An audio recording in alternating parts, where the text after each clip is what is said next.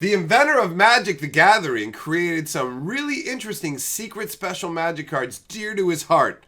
Let's talk about them.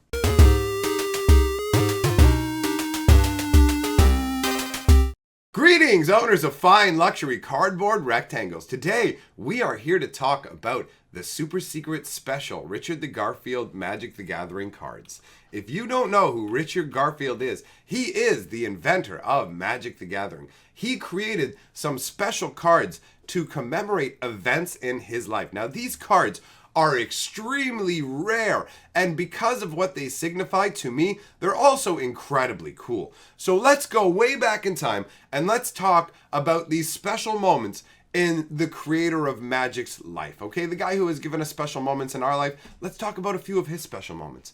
Now, the first card that was created is one that's so rare that there are literally no images of it in existence. Now, I have a mock-up here, but I can tell you right now, this is definitely not the artwork because the card was originally done by Quentin Hoover, and that's not Quentin Hoover artwork. So that's definitely not what's going on. So, Proposal was not a real card. It was a sticker that was stuck on the front of Basic Lands, okay? There was 9 of them made. There was an individual named Dave Howell. He's the production manager at Wizards of the Coast at the time. Richard went to him in October of 93 and said, hey, I want to propose to my girlfriend Lily Wu and I want to make it special. So I want to make a magic card. So Dave Howell said, okay, I'll help you with this. Quentin Hoover made the artwork. Dave Howell did the digital editing. He put it all in together. There are 9 cards in total. There are actually 2 variants of them. There's 4 copies of the card are all completely in the frame. 5 of them have it with Richard Garfield's knee bent outside of the frame. Now, because we haven't seen the artwork, we only have a summary of what someone has described it as, which is Lily's dress is golden, Richard's wearing a cloak, Lily is Asian, not European. The actual proposal is a beta black border with not so rounded corners, gray lettering, no second copyright line, and no copyright date. The text in proposal is slightly off. It costs 4 white to cast. The wording is allows Richard to propose marriage to Lily. If proposal is accepted, both players win. Mix the cards in play. Both libraries and both graveyards shared as a deck. They did end up getting married, and the combined deck is still apparently together, to our knowledge. The 9 cards were distributed to 1 to Dave Howell for creating the card, 1 to Quentin Hoover for doing the artwork. The other 7 were given to his family members.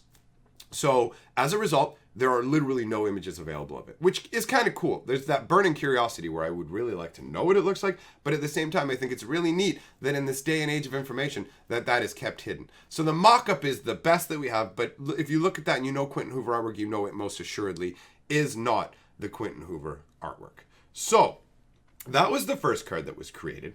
The second card that was created was the Splendid Genesis. Now, Splendid Genesis was created to commemorate the birth of Richard and Lily's first child.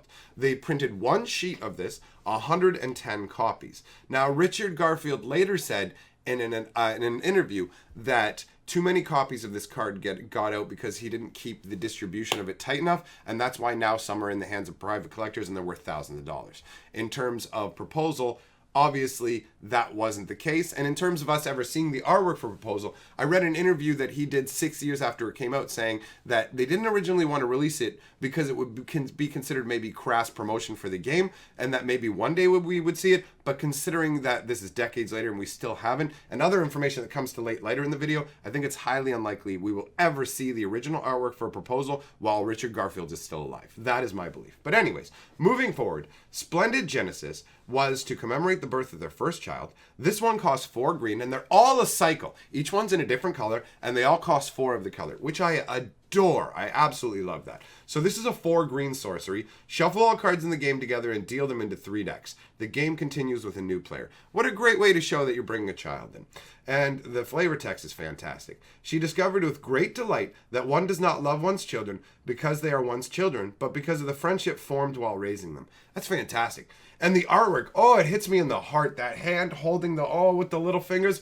Oh, Papa Perp's heart just swells up. Oh, it's so sweet. So this was distributed on a card, basically as a birth announcement. They were glued to the front of this cardboard announcement with the actual announcement inside. Now, the 110 cards that were printed, only the announcements, the specific birth announcements, were glued to the cards. The majority of them were just given out to Wizards employees as actual cards. So the majority of them do not exist in that format.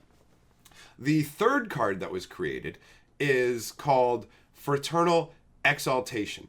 And that one, it's a lot of fun. Honestly, I really enjoy the colorful, the artwork on it I find really vibrant. I love the fact that it's got 4 blue. There's something about cards with 4 blue in their casting cost that I particularly enjoy. And it says, sneak into your parents' closet to get a deck. Your new brother is joining the game. How cool is that? And the flavor text is so fun as well. You know, and when you want to go explore, the number you should have is 4. It's so just fun. It feels like something you would say to a kid. The artwork has that childish feel. I genuinely enjoy these cards. It's not just a magic card, right? There's so much depth and story to it. Each one represents a human being coming to existence or the merging of 2 lives. That's really neat.